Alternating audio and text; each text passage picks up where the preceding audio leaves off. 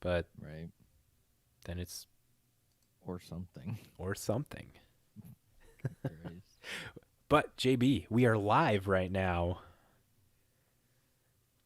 Give me that game face energy. Yay. That's not very game face energy right there. Hoorah. Yay. Getting better. Getting better. Woohoo. Sooner or later, JB, there will be more emotion from you by the end of this episode, maybe. No. Maybe. Who knows? He's like, I need a drink really badly. Oh, I've got one. Well, that's good. Always got to have that drink handy, nearby, and ready to calm the nerves. Right? Please drink The responsibly out there, unofficial listeners. sponsor of the podcast. Man, if we Drecker. got to get a sponsorship letter written up and make it look Right. professional instead of, just like, hey, three schmucks that like alcohol want you to sponsor us. Right? I don't know how that would turn out, but You're our beer of choice. well, I imagine that would be very, well, first off, flattering. Second off, I think they would just totally tell us no because they're like, your numbers don't really compare to what we're looking for. Right. But hello and welcome, Magic Folk, to episode number 75 of This Week in MTG, your aggregate news source for all things Magic the Gathering. I'm your host, Matt Olson. Over there, we have JB. Sounded like you had to think about that for a second. I was pointing my fingers to where specifically on the screen you are, so people can see. Oh. Yeah, so it's like trying to line it up. Not very good at that necessarily. But JB is here. We don't have Danny. Again, he is taking his parental unpaid leave because we are not about that. Very, very unpaid leave. Right? Yep. We don't do that very well here. Gonna boost you up here a little bit, JB. Still, you are quiet, quieter than the Dickens. I like to be quiet. Well then. But we got an episode for y'all today. Thank you for joining us in. If you're live on Twitch, hello, welcome. If you're not live on Twitch and listening to this in podcast form, thank you for listening. Greatly appreciated. We're definitely trying to be your news source for all things Magic the Gathering. But before we jump into this episode, we want to give a big, amazing shout out to the sponsor of the podcast, J-Dubs Sports Cards and Gaming, located in the West Acres Mall in Fargo, North Dakota. They have all the Magic products that you need. Keldheim just came out. They got your set boosters. They got your collector boosters. They have your draft boosters. They have your playmats, your sleeves, your dice, anything you could want. Hit them up. They will take very good care of you. Also, they have weekend leagues for Modern and Legacy happening Saturday and Sunday, respectively. J-Dubs also helps you get your cards graded through PSA and Beckett. Bake it. Shake and bake. Man, if Beckett did a shake and bake with your cards, how sad would you be? Depends on if they were Pringles or not. Shake and bake them Pringles. But J-Dubs helps you get your cards graded through PSA and Beckett because they get bulk rates and stuff. So you give your cards to them, pay them a way cheaper price than doing it all yourself. And just so you know, everything's like delayed by 9 months apparently. So keep that in mind. But we got an episode for y'all today. First off, the breakdown of the episode. We're gonna pass you over to JB here at the Boggle Desk here. After that, we're going to have Blogatog for you. And then we're going to have news, some quickies of Dragon Shield, SCG, and then talk about Magic Legends, a new Secret Lair, and the Hasbro earnings. From there, talk about finance, weekly winners, weekly losers, and then closing off with Deck of the Week, which is a Doran deck. Very excited to see this one. And then we'll send you guys home and you can have a merry old time doing whatever you do after you're done listening to this podcast. So, JB, anything before we jump into it, or can I pass this over to you at your boggle desk? No, nothing other than welcome to the shit show.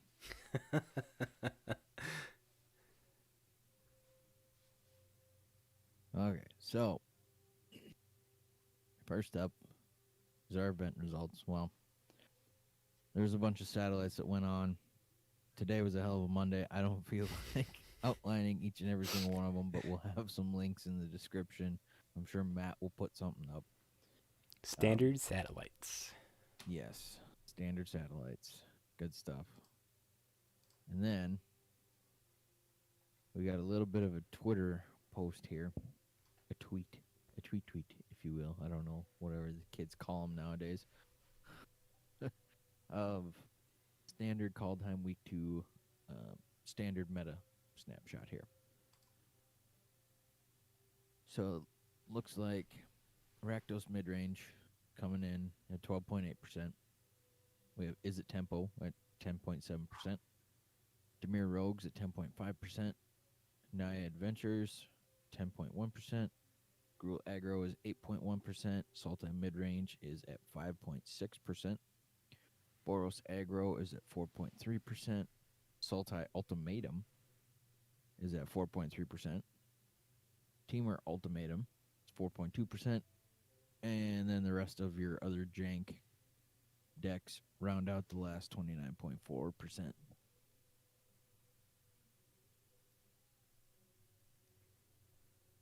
So yeah, that Rakdos midrange really beating up everybody.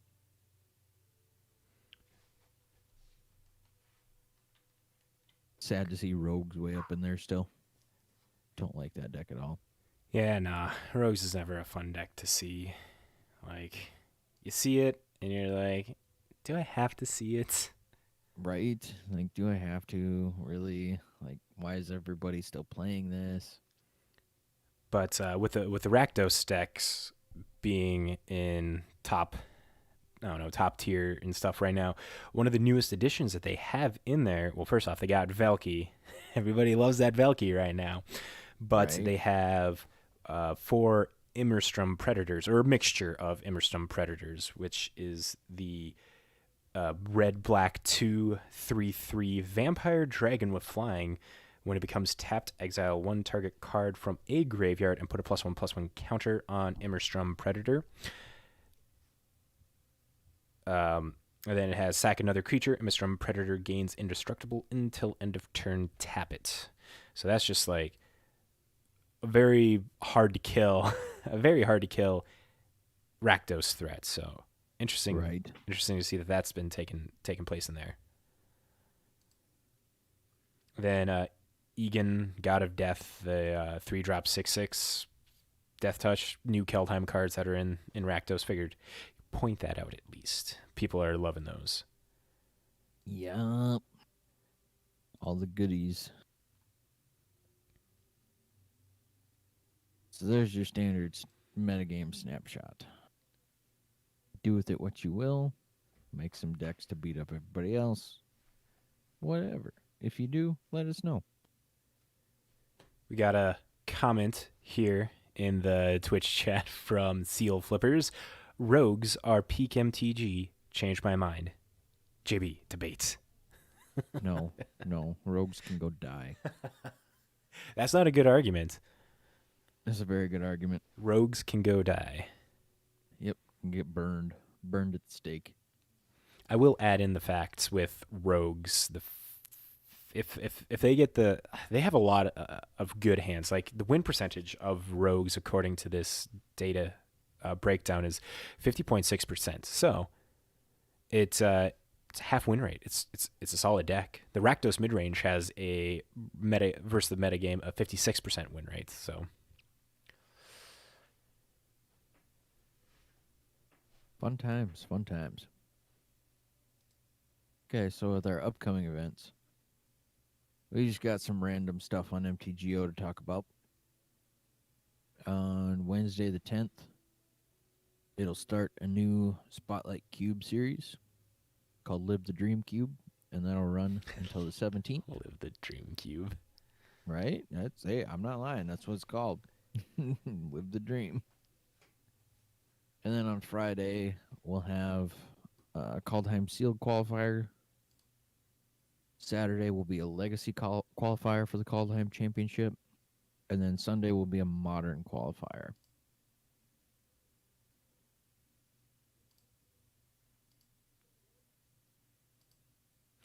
So enjoy all those MTGO events.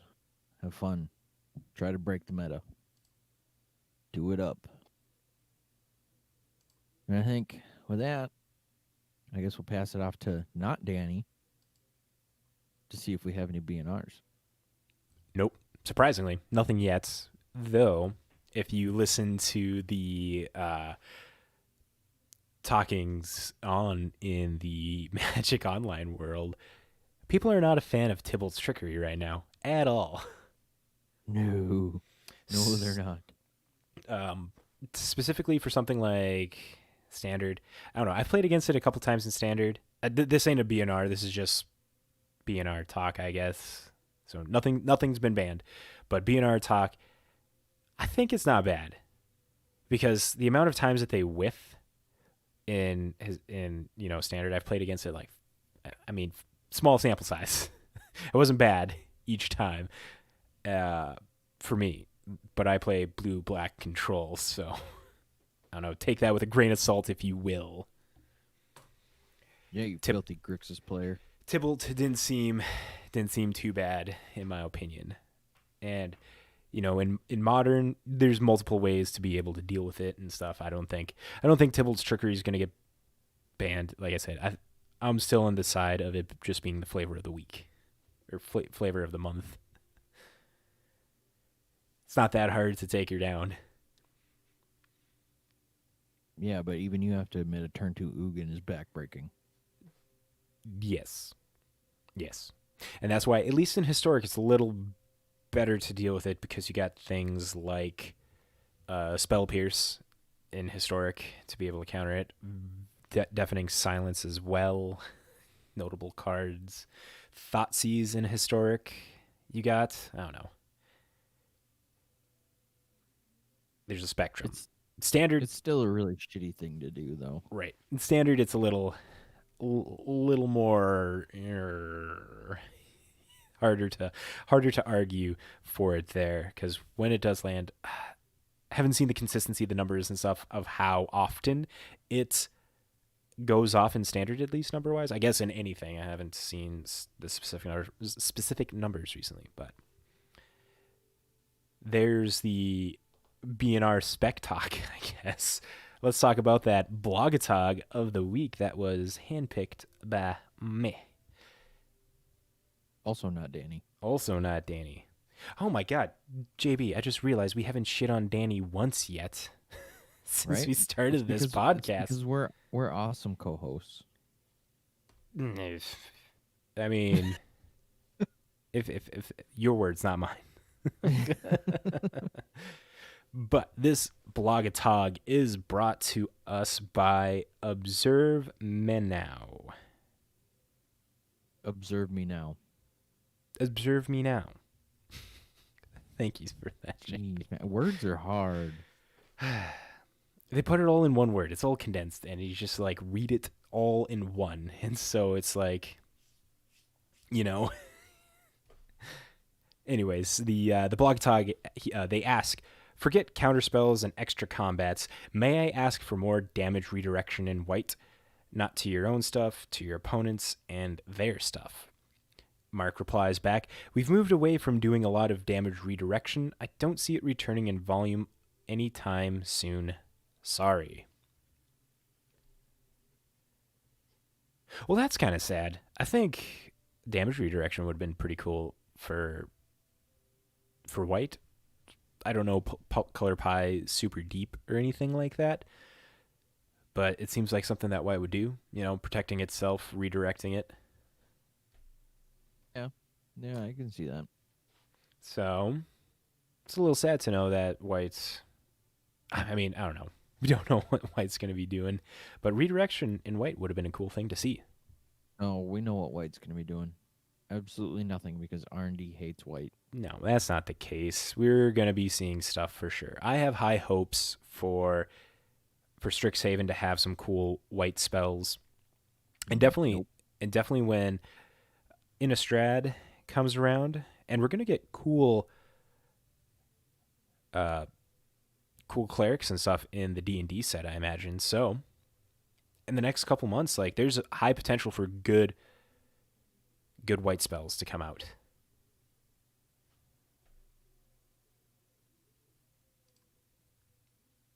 But there is our blogatog.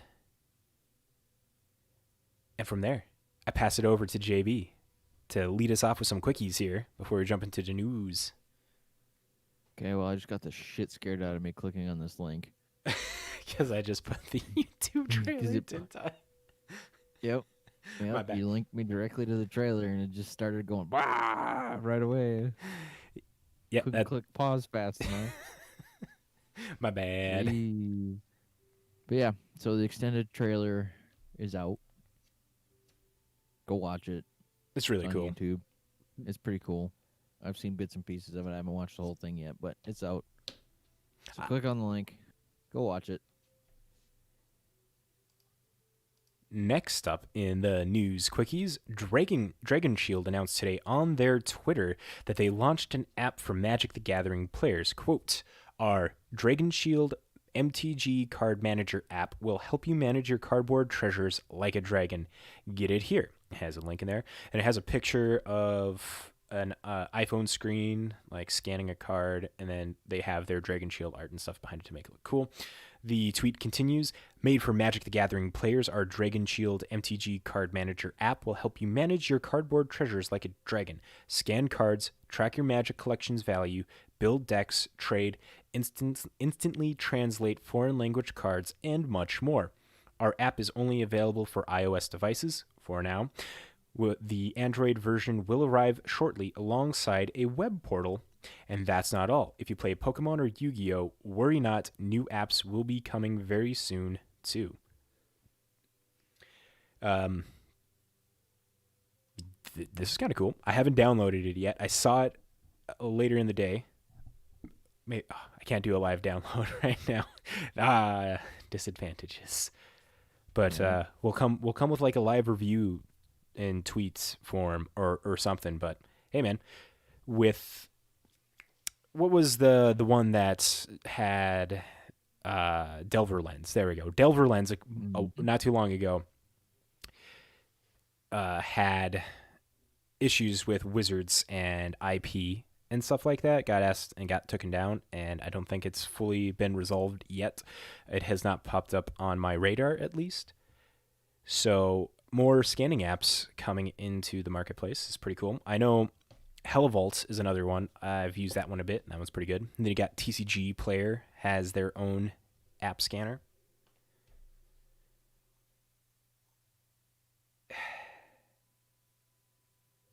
Are those the only? There's like MTG Collection or whatever, as well as another one. I'm trying to think.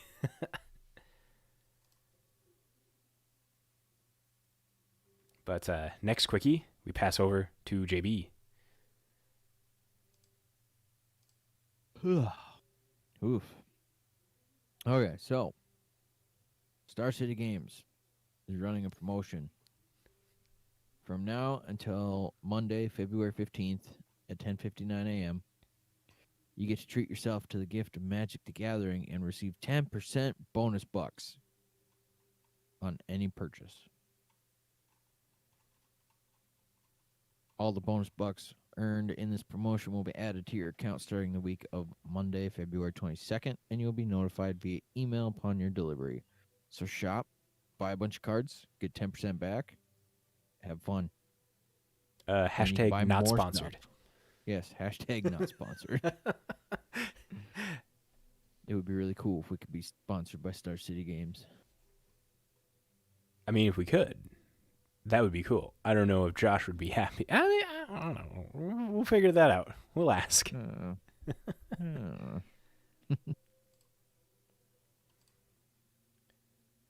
Okay, now we got some more news here for you.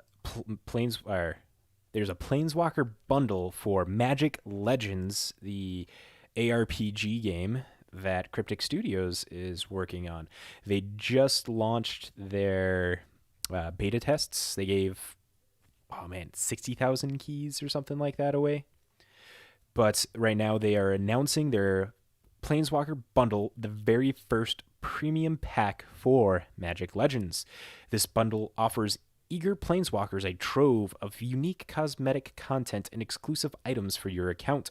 Walk the planes and explore the multiverse in style. The Planeswalker bundle includes, there's a picture above this with all their mages and all the add-ons and stuff. They look very cool. So the Planeswalker cosmetic sets, there are 5 sets themed after each of the 5 colors of mana.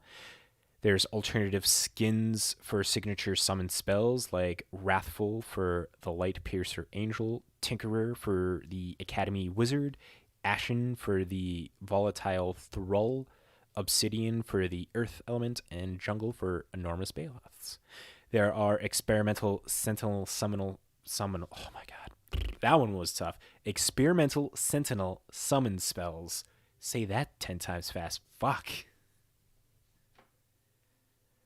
And then they have Gilded Lotus artifacts. No details on what that is, but more images of what you can get down below. So right now it's available for $39.99. It's at a 50% package discount at the moment. All of these items will be immediately available when open beta begins for Magic Legends on March 23rd and will carry over with you through the launch of the game later this year. Just going to take a quick pause here. First off, Seal Flippers, you can type that out. Fuck you. You can't see this, JB, but he said experimental summon spells times 10 in the chat. So, being a smart ass. When the items become available in open beta launch, you can navigate the in-game store and find the Classes and Packs tab, select the Planeswalker bundle, and claim the items. The costumes can be accessed via a tailor in any region. The Sentinel and Summon skins can be found in your library. The Gilded Lotus will be available in your loadout when you unlock artifacts via gameplay. Note that the bundle is only available for PC players on Arc. Get the most up-to-date stuff on Magic Legends via Twitter and Facebook, and join the Discord server. Links for this down below. I don't know. Magic Legends, super hyped for. It's going to be really good. Another thing as well, they have a rough timeline as well. Magic Legends senior writer details. Gonna do a quick thing right here just to be safe and mute that in case anything pops up.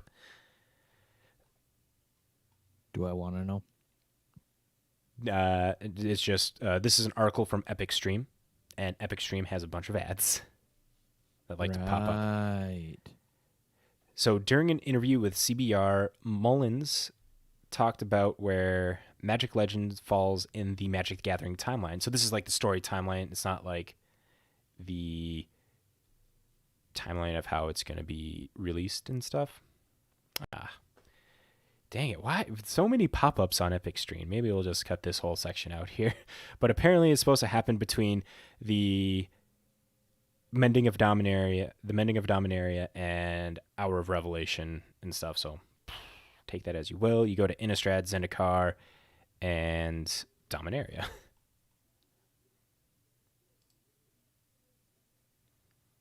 Stupid multiple flippin' ads.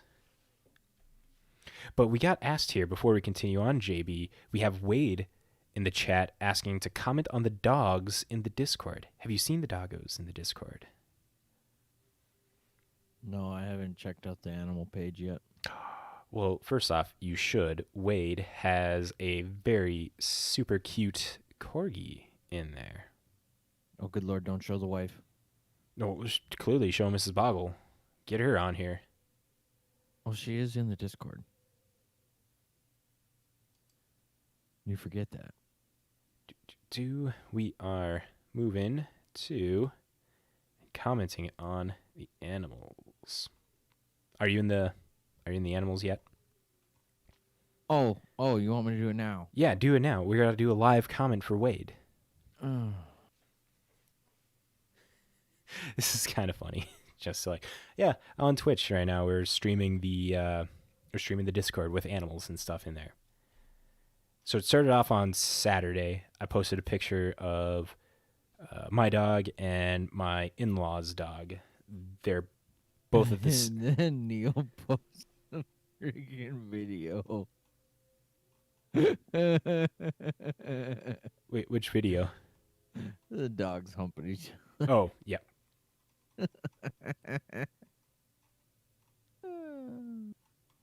Kitty. Yep, so we got those two dogs. Wade posted his little corgi. I haven't gotten that far yet. Oh, it's in the live podcast channel. There's animals in the live podcast channel we're supposed to be looking at. Oh, yep. Looky there. Wait, is this supposed to be... Oh, there it is. Oh my god, that thing is tiny. That thing is tiny. What dog is next to that? That can't be a normal-sized corgi, right? In the live podcast chat there. It's like almost as big as the shoe. Oh, yes. And then the little tennis ball. But no, in the... Oh, wow, she got excited. Mrs. Boggle? Let me see. That's Mason's. We're going to hear here soon. I need it.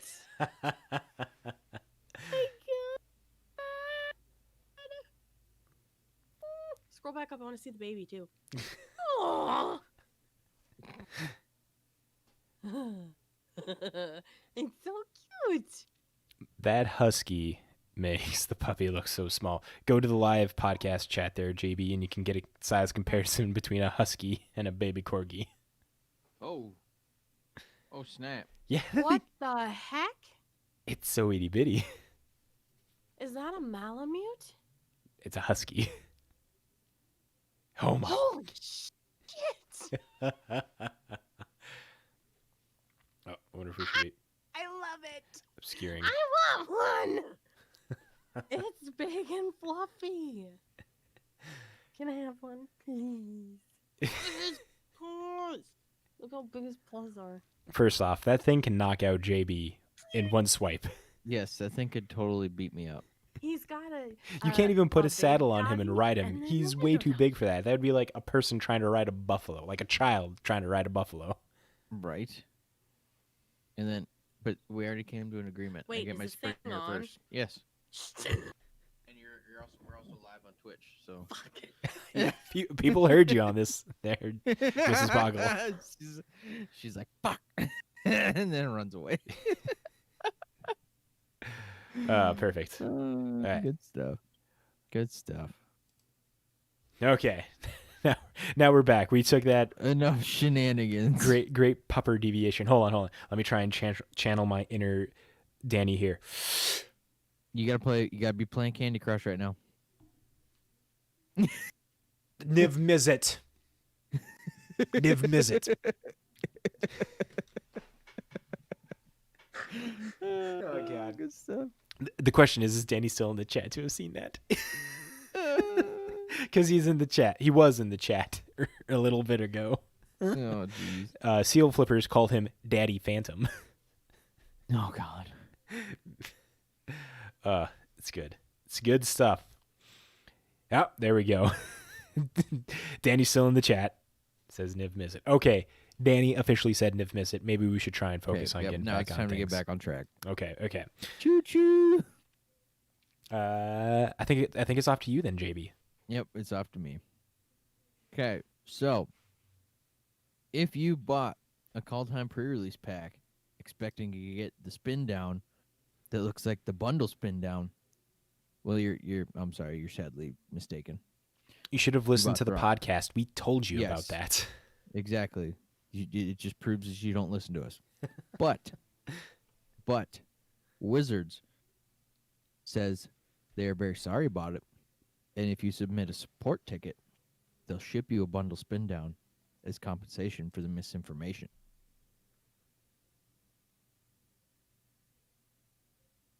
So you'll get a sweet, free, awesome die if you bought a pre-release pack.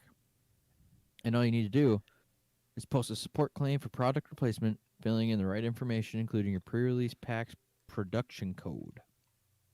So make sure you have that handy. Go dig through the garbage, because I'm sure you already threw it away. Gonna need that. Right? You're going to need it. There is no dates on when this will kind of like end. I don't know if there's like a specific end date if you buy a pre-release pack expecting to get the dice and stuff, or if there's like some level of ignorance that you can plea or whatever, like, I bought this after the fact knowing that I wasn't supposed to get one, but I'm gonna get a free die anyway. I don't know. Right? I don't know either. But if you get a free die, more power to you. Stick it to Hasbro. Yeah, they made a lot of money this year, and we're gonna talk about that soon. All right?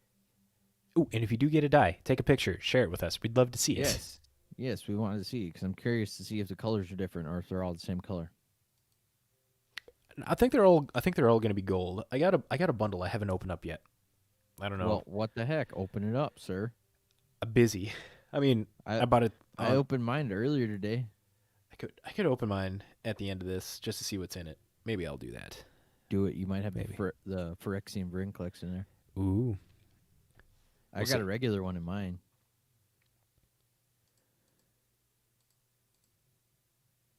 Okay, so back on track.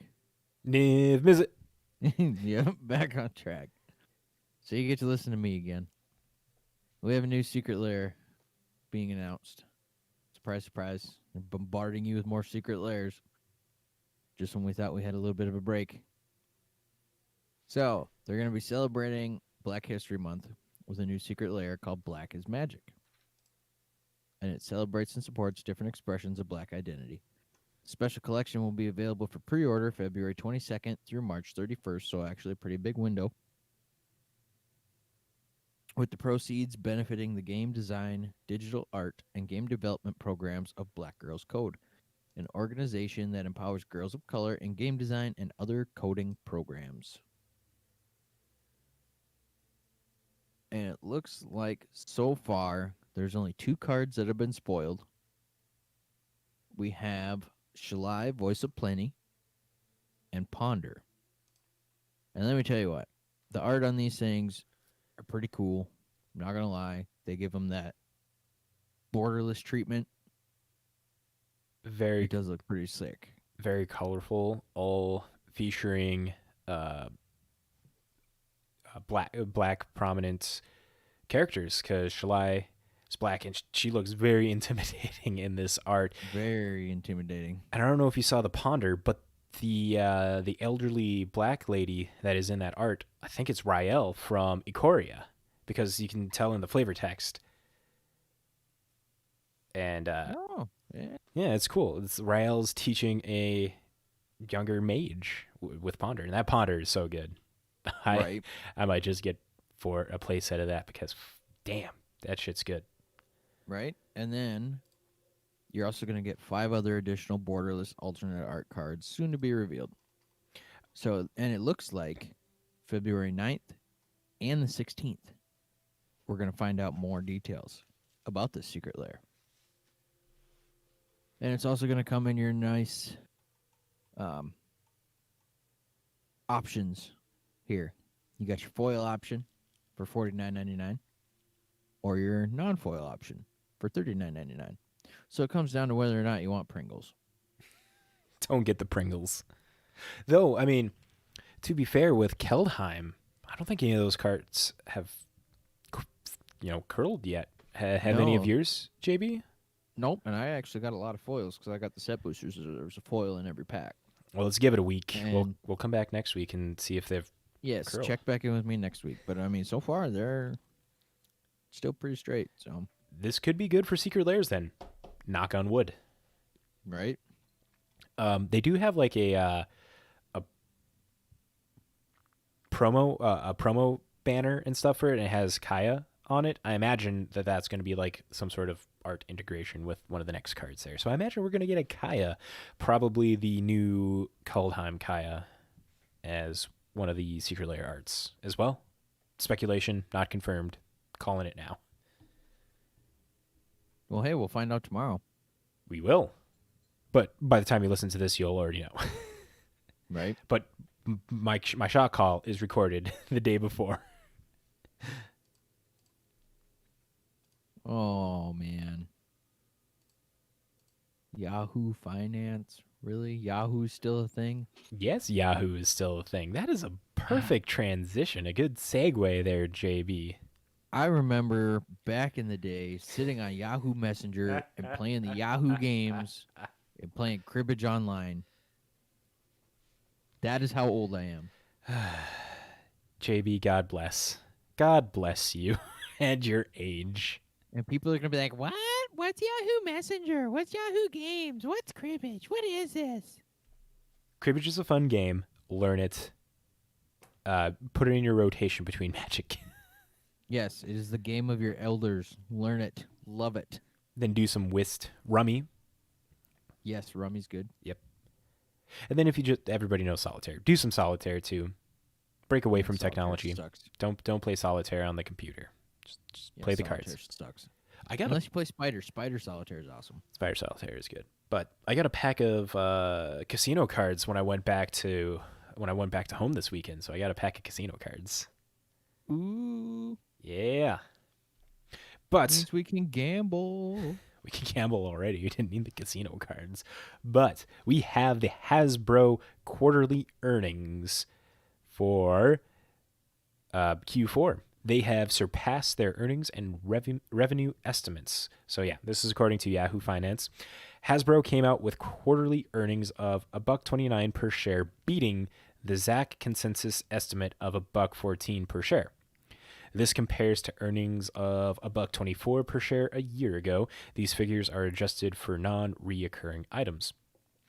The quarterly report represents an earning surprise of 11.4%. A quarter ago, it was expected that the toy maker would post earnings of $1.67 per share when it actually produced earnings of $1.88, delivering a surprise of 12.57. So, to all those laymen out there like us that don't fully understand the terms and stuff of finance, Wizards has done really good. The hobbyist industry posted revenues of $1.72 billion for the quarter ended in December 2020, surpassing the estimate of 1.6%. Sustainable of the stock's immediate price movement based on the recently released numbers and featured earning expectations will mostly depend on the management's commentary on the earnings call.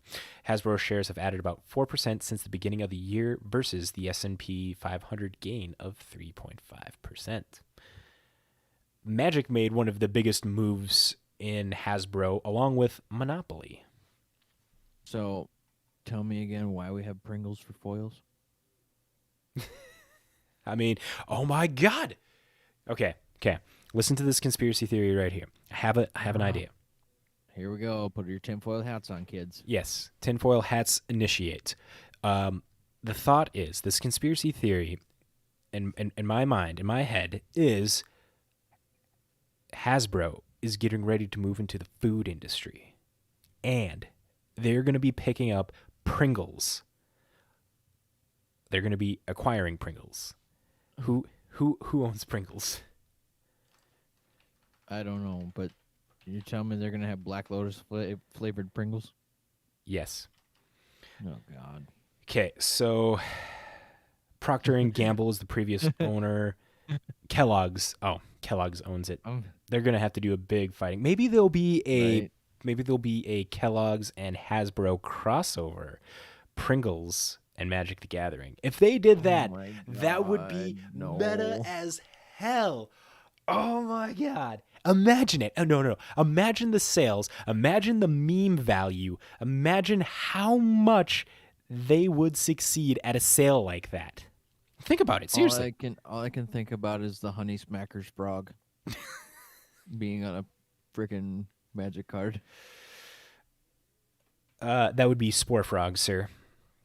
Or the Get Rog. Oh, Honey Smackers, Get Rog. There you go. Or the honeycomb fur ball thing.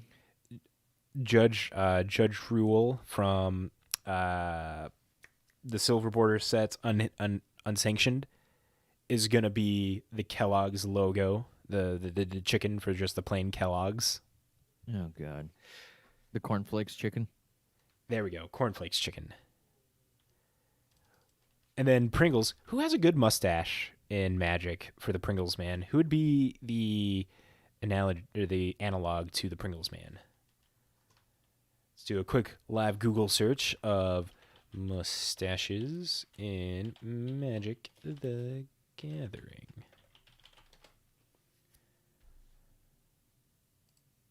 We have MTG Salvation to the rescue with... No, maybe not to the rescue.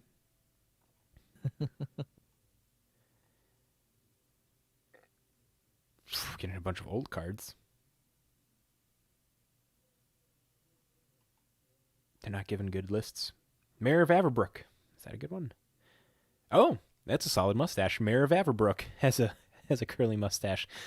I'm not going to look too much further, so we'll say Mayor of Averbrook is going to be the Pringles man.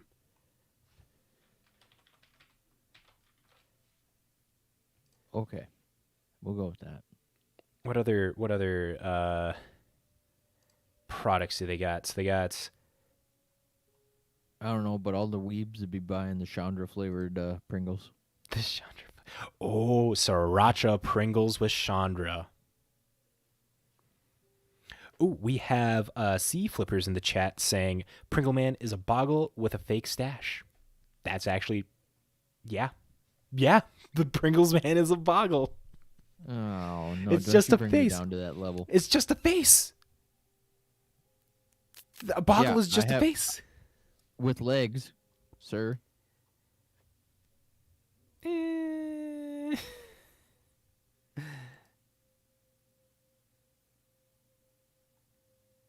Let's see. Oh, Kellogg's. So, who would be Tony the Tiger in Magic? Oh God, Tony the Tiger. Snap Crackle Pop would be Vidillion Click.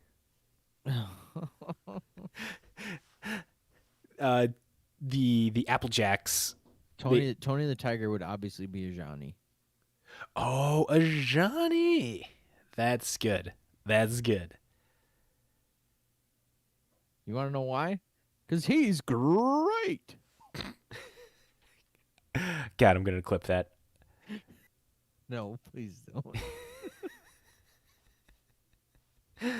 Okay. So, conspiracy hats, get ready to take them off. But yeah, Hasbro is getting ready to do a deal with Kellogg's and the Pringles portion of them, and do You heard it here a first. secret lair. God, if they did that, my life would be complete. Not gonna lie, and I think I could officially, we could officially be on the map because of that. We can share the crap out of this episode, clip out this section here where we call this and stuff, and be like, listen to us. We're just three schmucks with microphones that are talking about conspiracy theories that have no ground. No ground whatsoever. But that seems like a good point to break off into our finance section from the Hasbro finance earnings. Links in the description below if you want to read through all of that. But boy, this week's weekly winners is interesting, and it brings up a lot of Magic, Magic buying thought process. I don't know how to specifically bring it up, but the weekly winners article is brought to us by the amazing site MTG Stocks. Every Friday they have an article come out called the weekly winners. They talk about 3 cards that move up in price that they deem significant enough to talk about, and then they have 3 cards that move down in price that they want to let you know about. So let's jump into it with the first card, Bad Moon. Okay, while you read that, I'm going to take a quick break. Okay, you take a quick break. Bad Moon is black 1 enchantment. Plaque. All black creatures get +1/+1. And it is specifically the 3rd edition of this. There are multiple different printings of Bad Moon. It was in a bunch of different commander sets, a couple dual decks, 5th edition, 4th edition, time shifted, alpha, beta, collector's edition. And yeah, this card has jumped up 400%. The 3rd edition has jumped up 400%, is now sitting at $25. But right now, the market price on this is about $5.85. The average price of it is jumped up to, or dipped down a little bit. It's now at $19.34. A lot of the times with cards like this that have an average price that's higher than the market price, it's speculation and stuff. There's no like real validity behind the price moving up. There are people in the market that are picking up this card for different reasons, but this card is where a big magic question comes into play, because this week's #1 winner, quote, is a unique and interesting one, not because there's some new tech around it, new brews, or other rational reasons a card could spike. Bad Moon is at the top of our list because of something completely different, a trend. Buyouts of old classic cards from Revised. It got covered a couple weeks ago in the weekly winners. Apparently, some speculators or investors are moving past the reserve list and started to buy out cards that are old, well-known, and from sets that don't have huge print runs. Under normal circumstances, a Bad Moon from Revised has no business at being $25 price level. It has been reprinted many times. It does not see play in any format outside of casual. A fair price would be $150 to $250, not 10 times higher. Up until now, the big cutoff between old and low supply sets was ABU, the Alpha, Beta, and Limited. Cards from those sets have been quite expensive for a long time now. Over the past years, we've had to add in the Dark and Arabian Nights to the list, and it seems the goalposts are getting ready to move again. It might not stop here. If you check our interest list today, you'll see what I'm talking about. Reserve list cards from Fallen Empire's homelands are spiking, and I'm not talking about cards that see any play or have any value whatsoever. Ever hear of Leeches or Implements of Sacrifice? Not going to read those. Those cards have spiked to $27.42 and $3.50 this week. And we have plenty of evidence that reserve list cards from certain sets are bought out first, and after that, the non-reserve list cards will follow.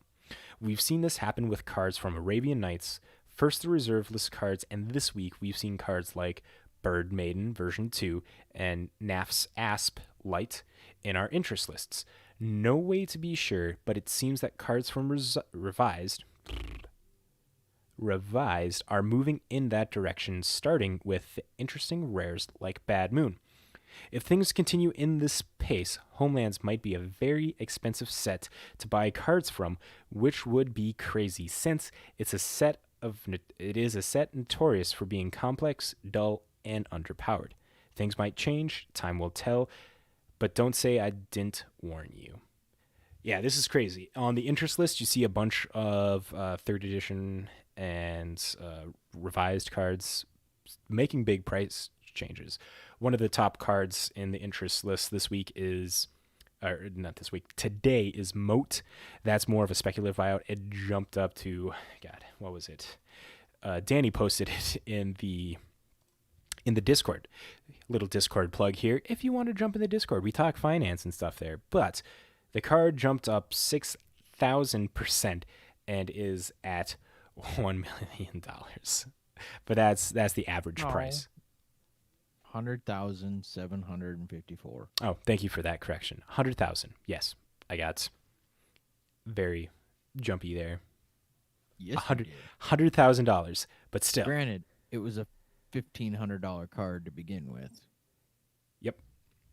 But this is one of those ones where it's like, either someone's setting the price high or hopefully it's just a input error. Yeah. Hopefully somebody added one too many zeros. Right? Next on the list, we have Death Cloud. Black, black, black, X sorcery. Each player loses X life, discards X cards, sacrifices X creatures, then sacrifices X lands. It is a card from Masters, Ultimate Masters, Modern Masters. Oh my god. My sets, MMA. Modern Masters jumped up 366%, now sitting at $17.27. Market price on this card is $10.90, and the average price has dipped down a little bit to $16.93. So you can still find them online on TCG Player for about $13. And Card Kingdom, I'm going to click this link, but I know they're going to be sold out. Watch this. Click the link. Out of stock. Yep. Death Cloud is out of stock on Card Kingdom. They were selling them for $3.99. That's why. But this card, JB, you want to take a guess of why Death Cloud has been moving up in price?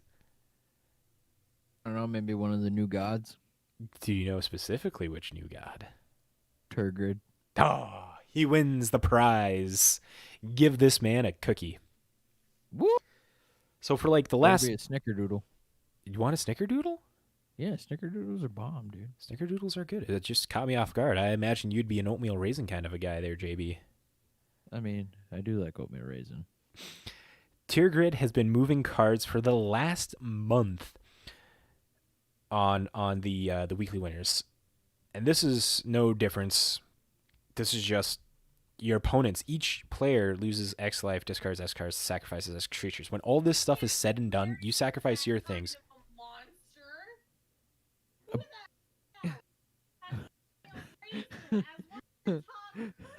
Way to go, Matt. What did I do? You're causing me to get a divorce. What did I do? Apparently she can't be married to a guy who likes oatmeal raisin cookies and snickerdoodles. I'm a fucking monster. Married a monster. There's a clip. Criminal to have oatmeal raisin as one of your top cookies. Hey man, oatmeal raisin's one of my top cookies too. See? That's one of Matt's top cookies too. You both disgust me. Or you just get better taste buds there, Mrs. Boggle. Oh, you got called out. Yeah, I didn't hear it, obviously. He says you just need to get better taste buds. Ooh, she's coming back over. Uh-oh. Matt, if I need better taste buds, you don't get to eat my cooking anymore. I think I can live with that. Don't say that. Don't say that. Don't tell her I said that. Don't say it. He's like, I can live with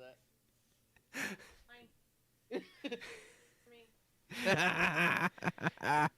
If I'm getting thrown under the bus, you're dragging you with me.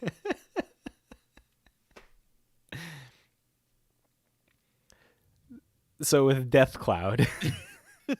Yeah, your own Death Cloud. Yeah. Yeah, I kind of sacrificed myself there for this one.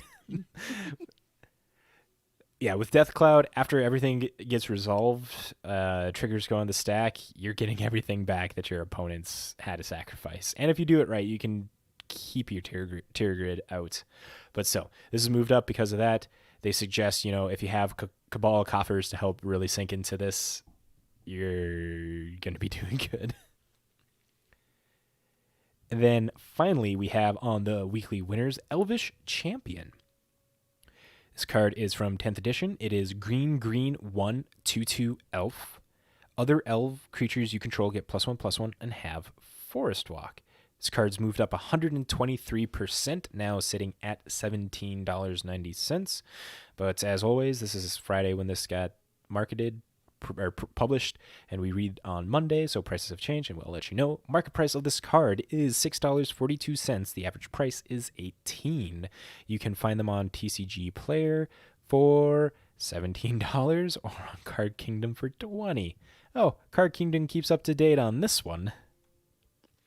So this spike was not expected. the author of this article, is it Peter this week? Yep, Peter this week. Peter did not expect, with the release of Keldheim since this set features elves, of course, an elf champion is gonna be moving up in price like this. Risk the Redeemed has also moved, or Risk the Exiled has also moved up stupid amounts of prices, price-wise. I think this was brought up on a weekly winner not too long ago. Risk the Exiled. It's the Black 2 legendary elf warrior. When Risk the Exiled attacks, you gain a life, and for each elf you control, it has Black Second Elf regenerate risks. I'm pretty sure that one was one of the cards when Keldheim was first shown to have a bunch of black-green elves. My wife is broken. From the oatmeal cookies? I don't know, but she's broken. Tell her I love her food. It tastes good, and I was just doing it for the meme. What is so funny? Oh, that broken.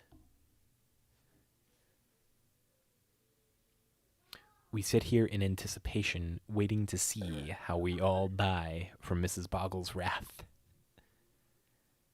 What is so funny? Oh my god. I don't JB, even want to know. I don't even JB, want to know. you don't know? You didn't figure it out? No, she won't stop laughing. Oh my gosh. Okay. You're okay. Well, let it be.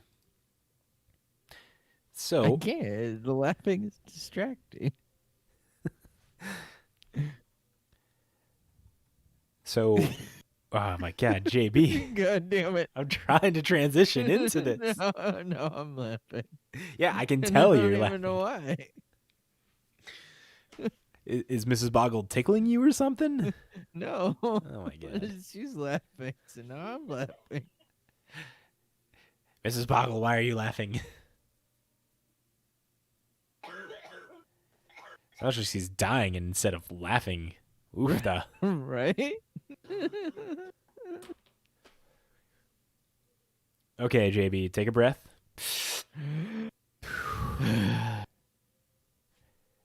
And with that last weekly winner, we pass it over to JB to give us some cheap pickups. Okay. Well, the first one's cheap. The other two, not so much. So, first up we have Ashiok Nightmare Weaver from the original Theros. Sitting at $5.75. Record low and bottomed out. If you like Ashiok, now's the time to pick it up. I've been picking these up. I've been able to find a bunch of them at one point for like sub $5, and I picked a lot of them up there. And now I'm going to be picking up some more because, first off, Ashiok's one of my favorite planeswalkers, and especially the first Ashiok. A 3-mana planeswalker that, with its first ability, goes to 5 loyalty, makes it harder to kill. We know about 3-mana harder to kill planeswalkers very well nowadays. And yeah, I got a bunch of these, so I'm excited. I'm probably going to be picking up some more this week then. Do it. Big brain moves. Okay, so next up. What? This has got to be a typo. For what? The next one. Okay, I'm looking at it. Oh, Morag. I see. Yeah, I think that's a typo. Yeah, that is totally a typo. Oh my god. Okay, so yeah. Yeah, that's So a this typo. is showing that Morag, Fury of Akum, is at $17.09. Well, that's the header. That's saying the that. headline. Yeah. Okay. You look at the graph. Currently, it's at $5.15. And then if you click on the tag to bring you to Morag's page, the market price is $4.23 and the average price is $5.15. So yeah. Jeez, look at that. Somebody shit the bed. And this was a card that was, $15 at around pre-release time, $10 around pre-release time. Right? And this is a very good EDH card that a lot of Magic content creators have been talking and brewing around. So take that as you will, I guess. Good stuff. Okay, so then this next one seems to be accurate. It is Scroll Rack from Tempest. $57.62. It is now bottomed out.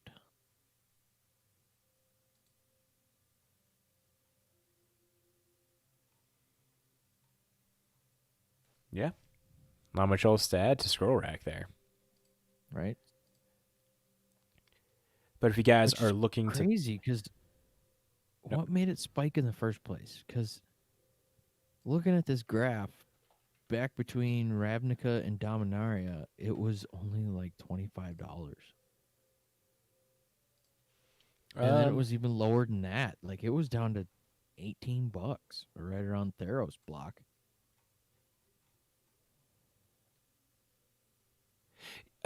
Yeah, I think one of the biggest things with Double Masters made it spike to 100. we got reprinted in Double Masters. And if I'm not mistaken, I think a lot more EDH players picked up on Scroll Rack around the time of Dominaria.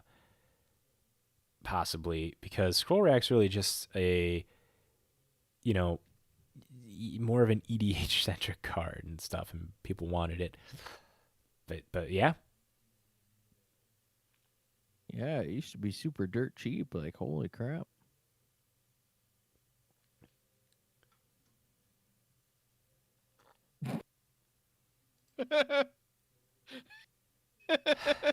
And JV's laughing again.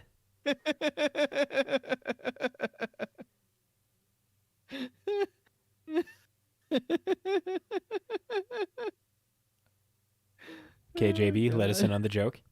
No, I can't. First off, not fair. do your TCG sniper plug. Well, then be quiet. Can't be doing that while you're laughing.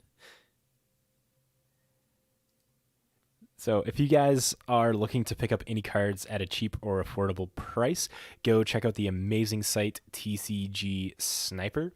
You go make an account. You can put in a watch list of cards with links through TCG Player, and you can set to get notifications when a card moves up or down in price.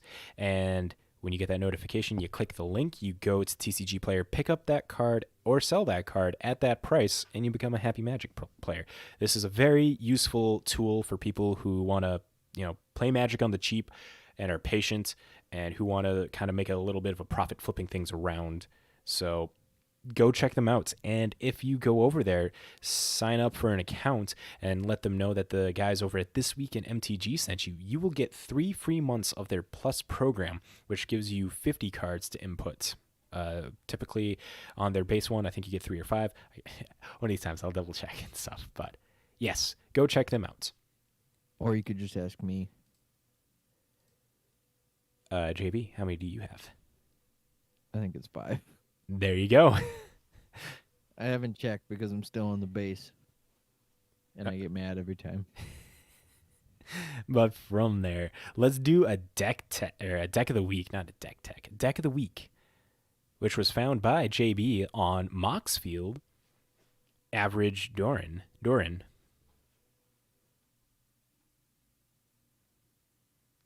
Mm-hmm.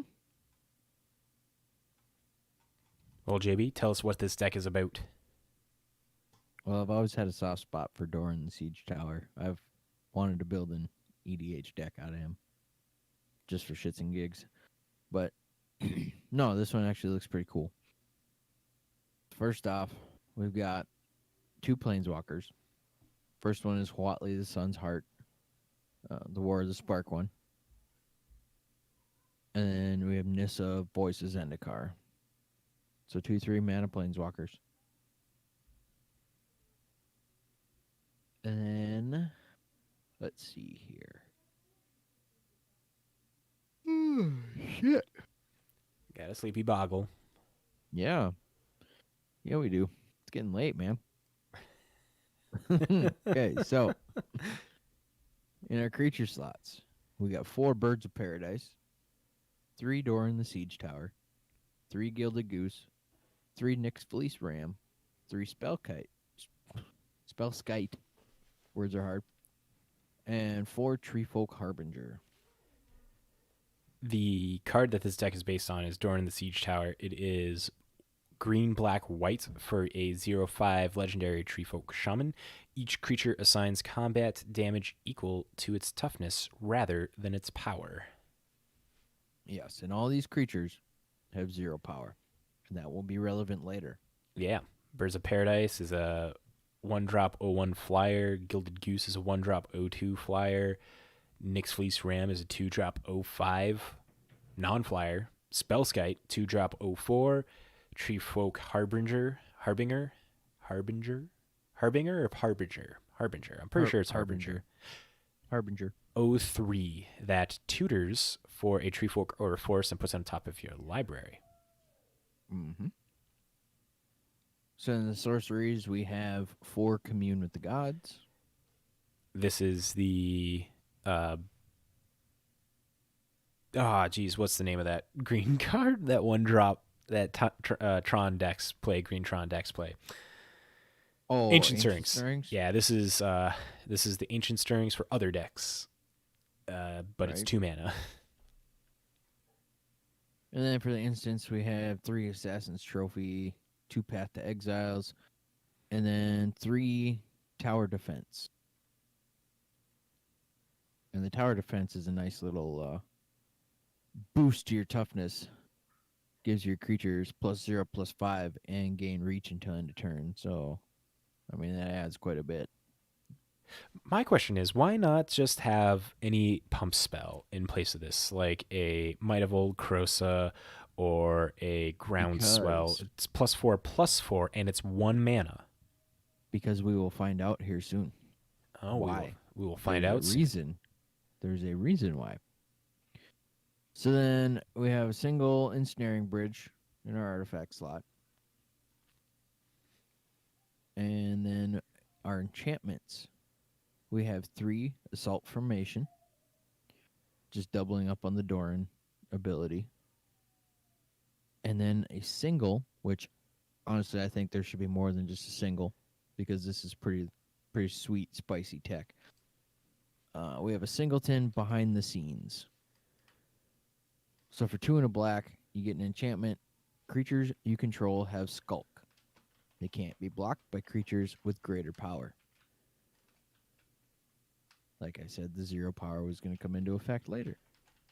Is it that big of a deal, though, for only a 1 of? Wouldn't you want it more?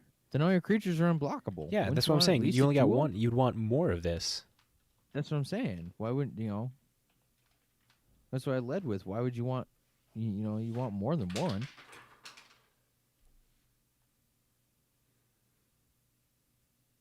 I mean, honestly, I think you could cut the assault formations and just go 4 of Behind the Scenes.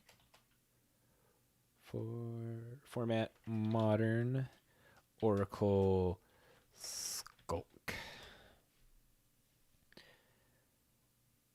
What are some good ways to give your creatures Skulk? You have the equipped card of Skeleton Key, 1-drop 2/2 equipped creature has Skulk, and when equipped creature deals combat damage to a player, you may draw a card. If you do, discard a card.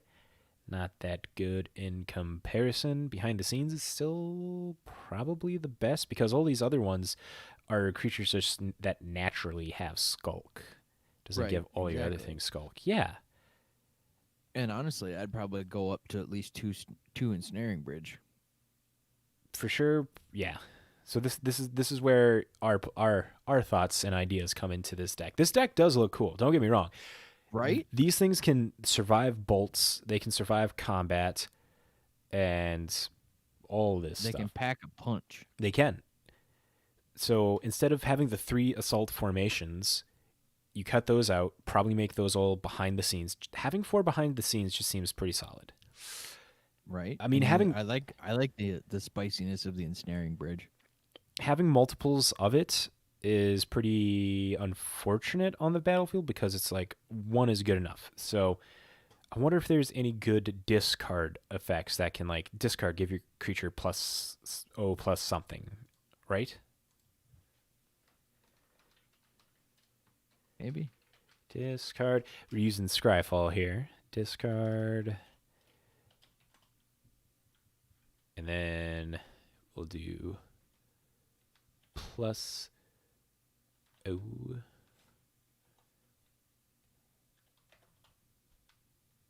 plus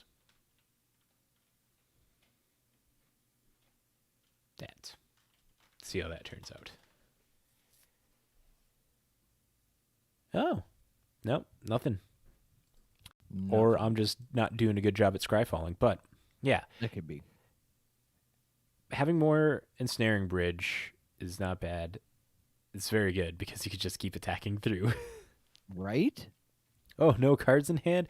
Cool. My O creatures are still attacking your ass. Right. So, like, I don't know. Like, this. I think maybe take out the Nissa Voice of Zendikar in place of getting a Right. second ensnaring bridge. Like, it's cool. You're getting O1 plant creature tokens. But when you put a +1/+1 counter on each creature you control, you're taking away from the Right. It ensnaring defeats the bridge. purpose. So, yeah, maybe you definitely want to go. So, maybe 3 behind the scene. So, take away 2 assault formations to go to 3 behind the scenes. 1 assault formation goes to an ensnaring bridge. A Nissa goes to an ensnaring bridge. So, you have 3 ensnaring bridge, 3 behind the scenes. Because those ones feel Right. like how you're going to close this out. Right. Nice spiciness. And yeah, so then when I was making that comment earlier about Might of Old Krosa and stuff, yeah, well, no, after you attack, though, you can still cast those, and their attacks are still going through. They're not going to be stopped by, skulking. They're still skulking and stuff, so maybe Right. that'll be okay. Might of Old Krosa to get +2/+2 unless you cast it at sorcery speed. So yeah, Groundswell would probably be one to where it would probably be more relevant, or you could have something like Become Immense. I'm thinking of like some of the Infect cards here.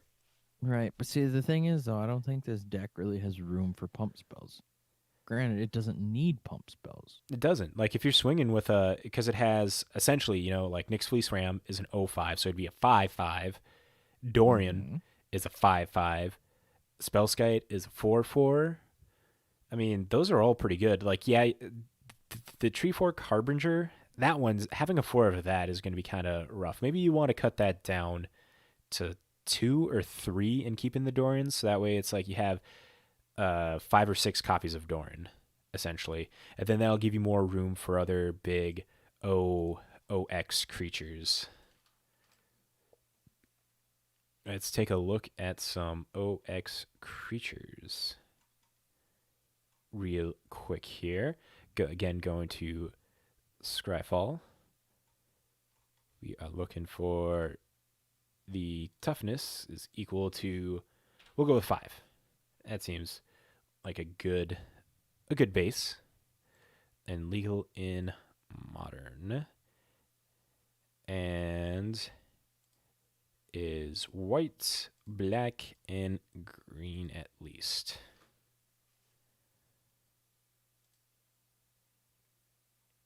And search for those options. Take a look here. Probably should classify having a 0 toughness or 0 power as well. That seems important. We'll go back and adjust that here as well.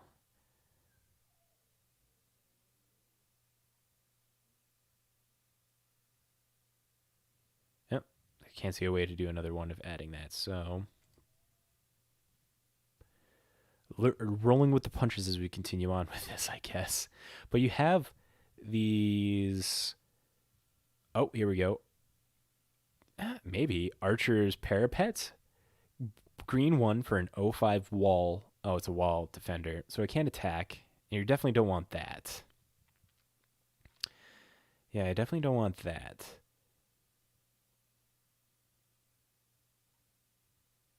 Because you want your O creatures to be attacking. That's the thing. If they have a Boreal Grazer maybe could be something thought of.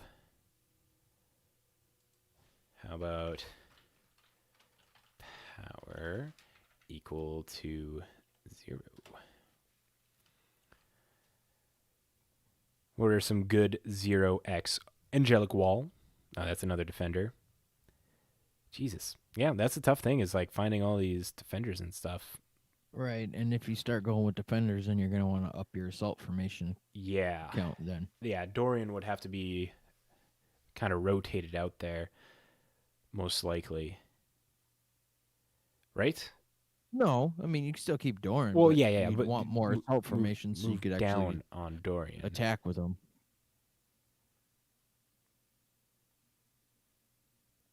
Yeah, because as I am looking here, oh, this one's an interesting one. Maybe Carrion Grub. I'm reading it here. I don't know if it's good. 3 black insect 05. It gets plus X plus O, where X is the greatest power among creatures and graveyards. Yeah, so you don't care about that because that's not going to be good when it comes to combat because it wants a bigger butt. I don't know, like what else can be done for big butt kind of stuff here.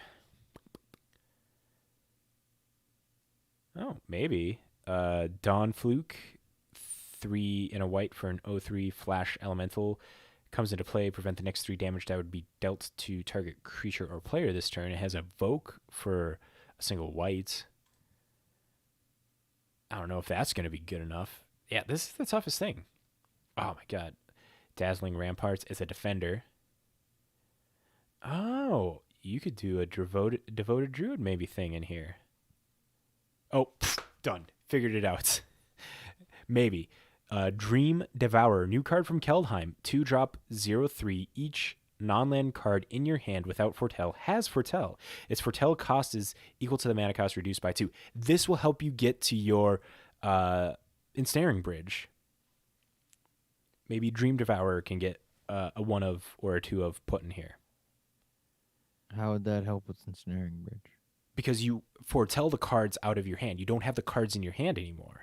Oh, I see. It's Okay, a I 0/3. And so when you foretell a card, Dream Devourer gets +2/+0 till end of turn. Not a big deal, but a 2-mana 3/3 essentially in this deck to be swinging is not bad. And giving your cards the ability to foretell.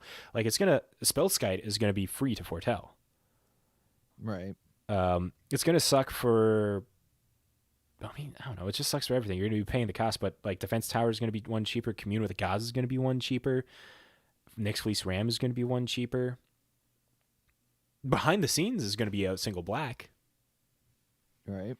So yeah, maybe that's the creature addition into there. You know, cut down on Treefork Harbinger and add in test that Dream Devourer. But yeah, this deck is just big tough butts and ramping. I don't know. Do you need all the Gilded Goose and all the Birds of Paradise? Maybe it's not like you're ramping into something big. So maybe the Birds of Paradise could just straight up all of them can be swapped for that Dream Devourer. Right. I think it was just basically to smooth out the mana base. Yeah, but Make then you got sure you get so your Doran on turn 3, but it's about, if that's the case, then it's about figuring is Gilded Goose better or is right. Birds of Paradise better in that position.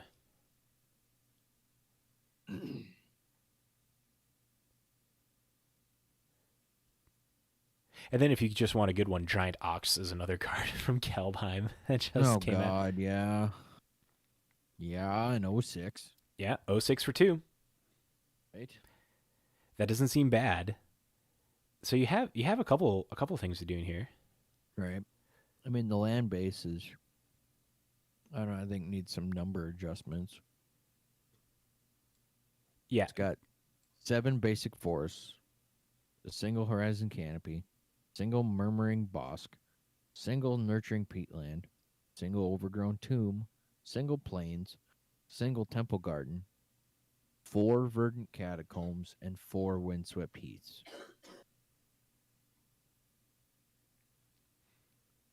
So what do you think That to me just seems weird. You got 8 fetch lands and only 2 fetchable shock lands.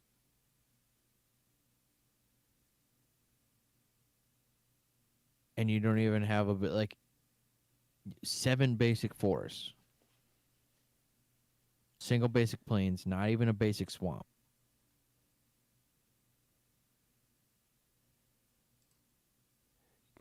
Yeah. Yeah. The lands can definitely be worked on here. for sure. I don't know. Ugh. Murmuring Boss, I don't think that's needed. You don't want to be dealing damage to yourself. And yeah, you get the option to have all 3 colors, but we don't have an Abzan Triome yet, so. Yeah, we do. Yeah, we do, don't we? There you go. Trade the Murmuring Boss for the Abzan Triome. Like, it'll cycle, give you the same amount of colors. It's not going to deal damage to you.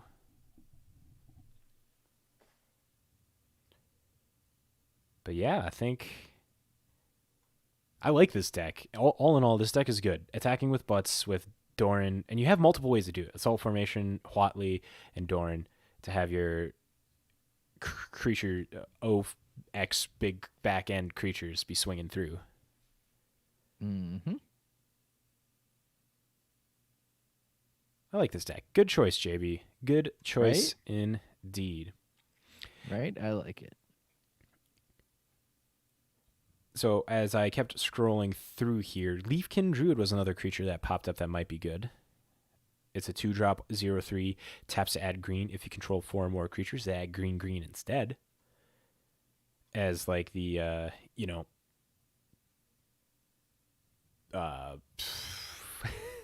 mana accelerant and a 3/3 beater for 2.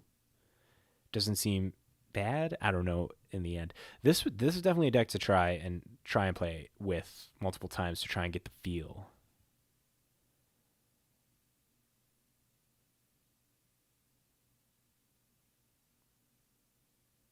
But JB, then, if you don't got anything else. No, other than everybody's getting on the Kellogg's train in the live chat. Are they? Yeah. Are we in the Discord live chat? Oh man. Mm-hmm. I was about to say no one's in the Twitch live chat. Here, I'll have to read that here a little later while I do this end card read then. End card read. End of the episode read. So, thank you, Magic folk, for making it to the end of another episode of This Week in MTG. This is episode number 75. You guys are all legendary for doing so. Go follow us on Facebook, Twitter, Discord. Join our Patreon if you feel our content is worthy throwing some money at. We're actually going to be talking more about revising our tiers and stuff to where you can get benefits that we're able to do. So keep a lookout for that if you're interested. The rough idea maybe is monthly card giveaways at a tier and see how that turns out. If interested, links in the description down below for that. Join the Discord where you can partake in this Pringles thing, I guess. And comparing Magic cards to Kellogg's figures and stuff like that. Join the Discord. If you guys have any other comments, questions, concerns, or feedback of any kind, we appreciate all that. Hit us up on those platforms. We are definitely striving to be your guys' aggregate news source for all things Magic the Gathering. You can also send us an email at thisweekinmtg@gmail.com. Do we have anything else before I remind them to send love again to J-Dubs, JB? Am I missing something? Listen to our podcast. Give us your money. Don't be rude like that, JB. Short and sweet. Okay. Well, send love to J-Dubs, our fabulous sponsor. How they are sponsoring us is beyond me, but thank you. Last week, they gave us a box to open up of Keldheim on live stream. Be expecting more of stuff like that from us as well. Oh, if you're not watching us on Twitch, make sure to follow us on Twitch. We're doing podcast episodes live here more frequently. And JB also did a box opening as well. We have Big G who wants to open up his collector boosters on stream. I'm talking with him to try and figure out a time that works best for him. So if you want to see some Keldheim collector boosters,